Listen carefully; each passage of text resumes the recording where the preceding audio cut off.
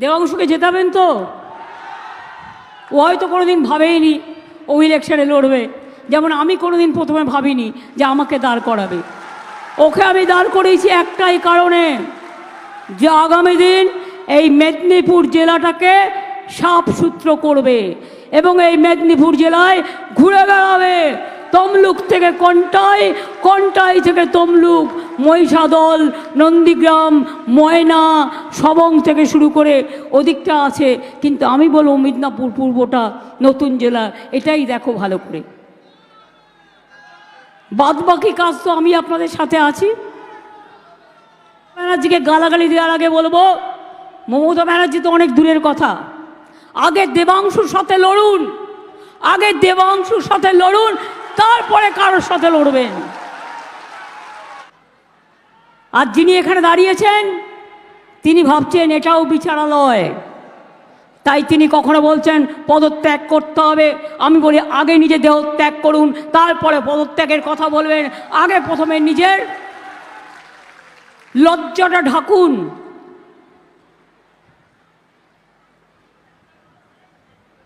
নিজের লজ্জাটা ঢাকুন। আপনি বিচারালয়ের কলঙ্ক, আপনি বিচারালয়কে কালিমালিপ্ত করেছেন। আপনার কোনো অধিকার নেই মানুষের কাছে এসে মানুষের কথা বলবার। ছিলেন তো বিকেশ ভট্টাচার্য জুনিয়র, যিনি সবার চাকরি খান, আর এখন হয়েছেন গদ্দারের জুনিয়র না সিনিয়র আমি জানি না। সেই জন্যেই মমতা ব্যানার্জি নন্দীগ্রামে গুলি চলেছিল, আমায় সিপিএমের গুন্ডারা মদ খেয়ে কোলাঘাটে আটকে দিয়েছিল এবং কোলাঘাটে আমার গাড়িতে যখন পেট্রোল বোমা মারার চক্রান্ত হলো, সেদিন গোপাল গান্ধী রাজ্যপাল ছিলেন মাননীয়, রাত্রির 2টো নাগাদ আমাকে খবর পাঠালেন আমি যেন ওই 2 ঘন্টা ওখান থেকে সরে যাই, তা নাহলে আমাকে যে কোনো মুহূর্তেও মেরে ফেলতে পারে। আমি কিন্তু সেদিন আপনাদের জেলার কোনো নেতা নেত্রীদের দেখিনি যে রাস্তায় ছিলেন না। আলবাত চ্যালেঞ্জ জানিয়ে বলছি। বাধ্য হয়ে আমরা গেলাম, কোলাঘাট আমাদের বুক করা ছিল, কোলাঘাট থার্মেল পাওয়ারের যে গেস্ট হাউসটা আছে সেখানেও যাতে আমরা ঢুকতে না পারি বড় বাস রেখে দিয়েছিল। কি সাংবাদিক বন্ধুরা, মিথ্যে কথা বলছি না? যারা সেদিন ছিলেন তারা এই সত্যতা স্বীকার করবেন। কোলাঘাটে রেখে দিয়েছিল বাস, মানে বড় বাস, পাবলিক বাস, যাতে আমরা গেট দিয়ে ঢুকতে না পারি। সেই গেট টপকে জিনিসপত্র নিয়ে আমাদের ঢুকতে হয়েছিল। পরের দিন সকালে 10টা নাগাদ আমি আনিসুরকে ডেকে পাঠাই। আনিসুর পাঁশকুড়ার ছেলে, যে এখন জেলে আছে এইখানকার গদ্দারটার জন্য। সেদিন যখন কেউ ছিল না, আনিসুরকে বললাম, আনিসুর ওরা তো আমি যেখানেই যাচ্ছি আটকে দিচ্ছে, তাহলে তো এতগুলো মানুষ গুলি খেয়েছে, আমাকে তো তাহলে পৌঁছতে দেবে না, কি করে পৌঁছাই বলতো? আমি বললাম তোর স্কুটার বা বাইক কিছু আছে? বললো হ্যাঁ দিদি আমার একটা বাইক আছে। আরে কাউকে কিচ্ছু বলবি না, তুই বাইকটা চালাবি আর তোর পেছনে আমি বসবো, আর সিপিএম মেন রাস্তা হলেই আটকাবে, আমরা গ্রামের ভেতর দিয়ে তমলুক পর্যন্ত আসবো। আগে তমলুক হাসপাতালে অনেকে ভর্তি ছিল, সেই জন্য যখন তমলুকে এসে পৌঁছেছি তখন সিপিএমের কাছে খবর গেছে, আরে এরা তো ঢুকে গেছে। তখন সেখানে বসে পড়েছে। যেই বসে পড়েছে আমরা হাঁটতে হাঁটতে হসপিটালে গেছি। নিয়ে রাত্রে কোথায় থাকবো? তখন তো আর তমলুক এত ডেভেলপ ছিল না, মহিষাদল এত ডেভেলপ ছিল না, সেদিন তো কিছুই ছিল না। আমি চিত্তমাইতিকে ধরলাম, চিত্ত মাইতি আর চিত্ত মাইতির বউ শিখা মাইতি আমার দীর্ঘদিনের পরিচিত। আমি চিত্তদাকে বললাম, চিত্তদা একটা থাকার ব্যবস্থা করা যাবে একটা রাতের জন্য? চিত্তদা একটা গলির মধ্যে একটা ছোট্ট জায়গা দেখে আমাকে বলল, আজকের রাতটা আপনারা এখানে থেকে যান। কিন্তু থাকবো যে, আসার সময় তো দাঁত মাচনটাও নিয়ে আসতে পারিনি, ব্রাশটাও নিয়ে আসতে পারিনি। শিখা মাইতিকে ডেকে পাঠালাম রাত্রির বেলায়, বললাম শোনো না শিখাদি, প্রবলেম হচ্ছে আমি যে শাড়ি পরি সে শাড়ি তো আর পাওয়া যায় না সব জায়গায়। তোমাকে আমি শাড়ি চাইলে তুমি একদিনের জন্য নিশ্চয়ই আমাকে একটা পরার শাড়ি দিতে পারো, কিন্তু আমি যেগুলো পরি সেগুলো তো তোমরা পরো না। তুমি বরঞ্চ আমাকে মেয়েদের আর যার যা লাগে পরিধান করতে গেলে আমাকে দুটো দাও, আর বাদ বাকি শাড়ি আমি নিজেই কেচে নেবো, রাত্রে আমি শুকিয়ে নেব, পরের দিন আমি নন্দীগ্রাম যাব। এভাবেও দিন গেছে। তারপরে যখন গেলাম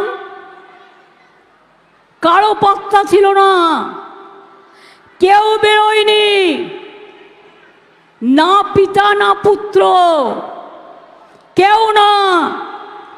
আমি যখন গেলাম নন্দীগ্রাম হাসপাতালে, সুফিয়ান হয়তো এখানে উপস্থিত নেই, কোথায় আছে?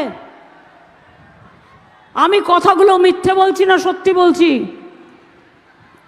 আমি যখন নন্দীগ্রামে গেলাম তখন হাসপাতালে পেশেন্টদের দেখতে গেছিলাম, কাঁদানে গ্যাস ছুড়ল। আর তার ঠিক 15 দিন আগে আমার গল ব্লাডার অপারেশন হয়েছিল, কারণ আমি সিঙ্গুরের কৃষিজমি আন্দোলন নিয়ে, নন্দীগ্রামের আন্দোলন নিয়ে আমি 26 দিন অনশন করেছিলাম। তাই তখন আমার দুটো জিনিস শরীর থেকে বাদ দিতে হয়েছিল। জাস্ট অপারেশন হয়েছে, তার মধ্যে আমি বেরিয়েছি, তার মধ্যে ওরা আমাকে ওখানে চালালো, টিয়ার গ্যাস চালালো। সেই অবস্থায় এরা আমাকে একটা অ্যাম্বুলেন্সে করে কলকাতায় নিয়ে এলো। তারপর অনেক জল হলদি নদীর স্রোত দিয়ে বেরিয়ে গেছে। আজ পর্যন্ত কোনো বিচার পেয়েছে মানুষ? কল্যাণ ব্যানার্জি সেদিনকে সিবিআই করেছিলেন কোর্টে, কিন্তু আজ পর্যন্ত মানুষ কোনো বিচার পায়নি। 10 জন যারা হারিয়ে গেছিল আজও কিন্তু তারা ফিরে আসেনি। এরপরে হচ্ছে সেই ভয়ঙ্কর রাতের কাহিনী।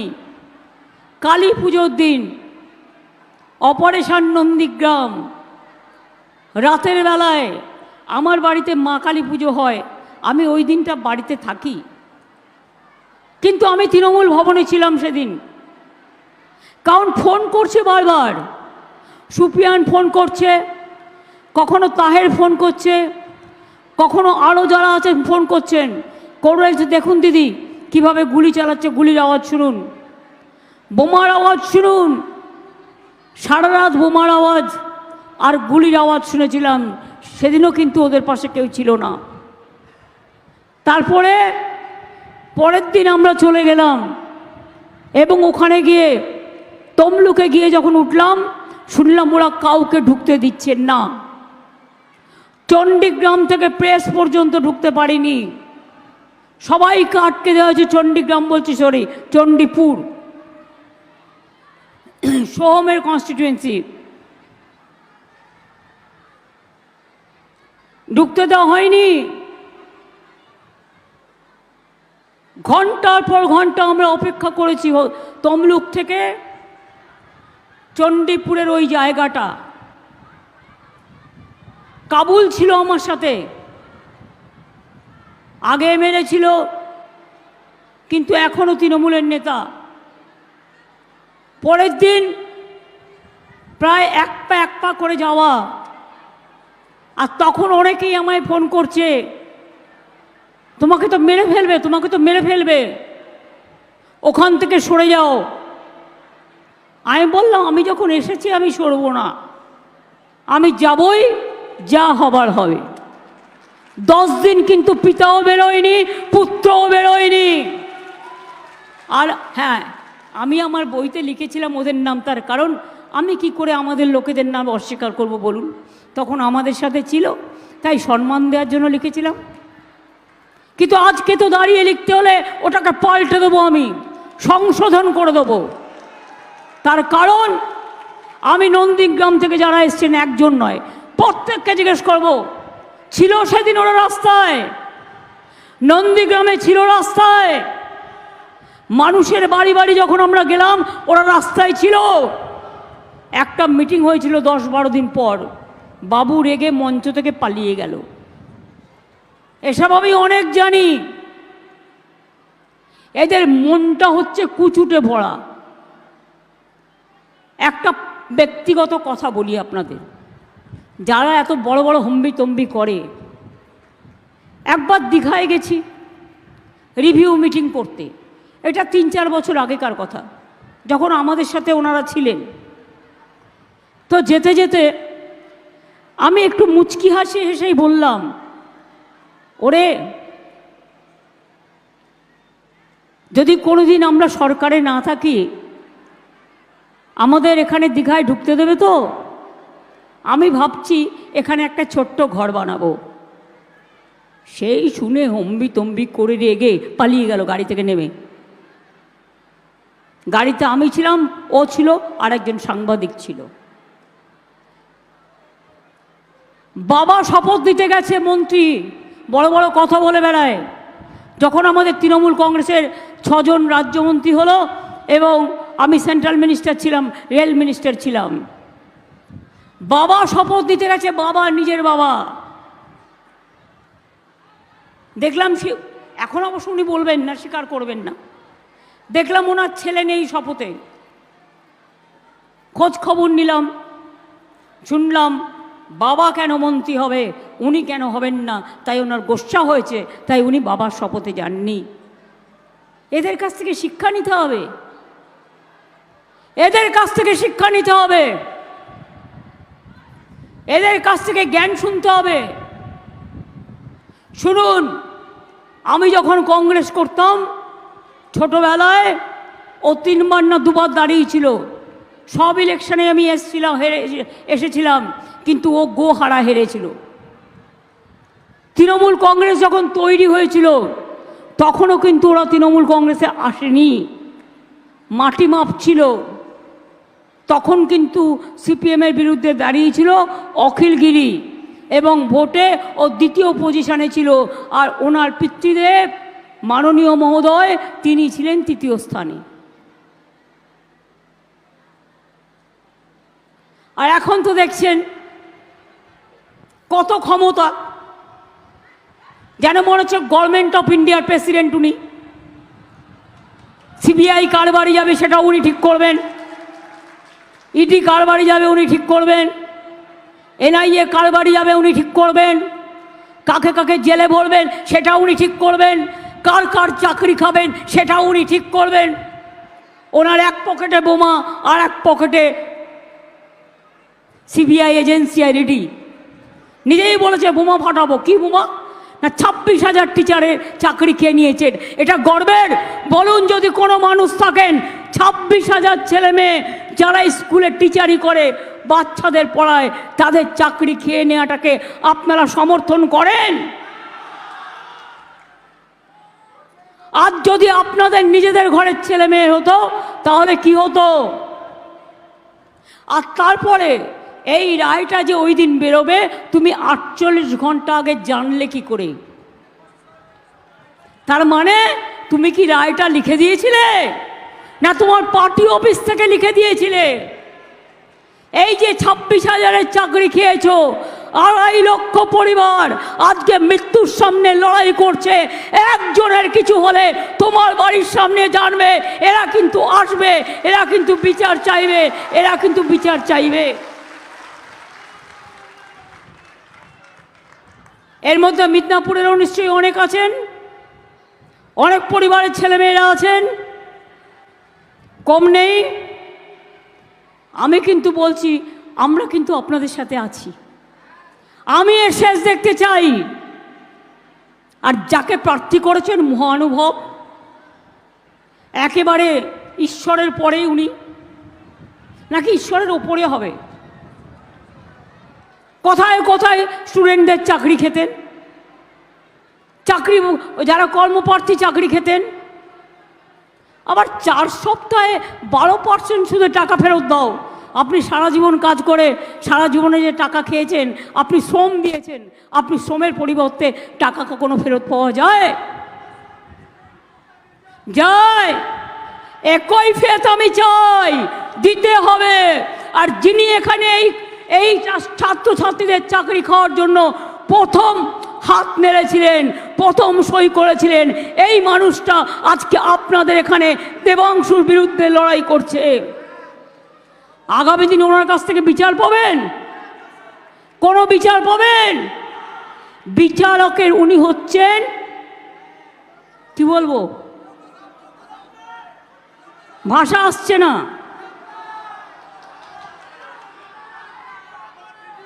যিনি বিচারকের আসনে বসে বিজেপির সাথে ফোনে কথা বলতেন, নিজেই বলেছেন, বিচারের আসনে বসে সবার চাকরি খেতেন আর বিজেপি পার্টি করতেন, আর অন্য পলিটিক্যাল পার্টিদের টিভিতে গিয়ে গালাগালি দিচ্ছেন, তাকে আমি কি বলবো? নামটা আপনারা ঠিক করে দেবেন, আমি ঠিক করব না। বিতাড়িত করে দিন।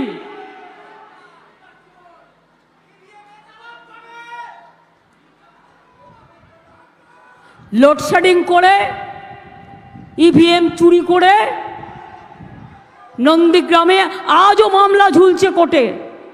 2.5 বছর হয়ে গেল, কোনো বিচার হয়নি। তার কারণ লুকিয়ে লুকিয়ে ভোটের মেশিন কারচুপি করেছিল। ইলেকশন ডিক্লেয়ার হওয়ার পরেও এ কাজ যারা করেছে তাদের মনে রাখবেন, ঈশ্বরও ক্ষমা করবে না, আল্লাহও ক্ষমা করবে না।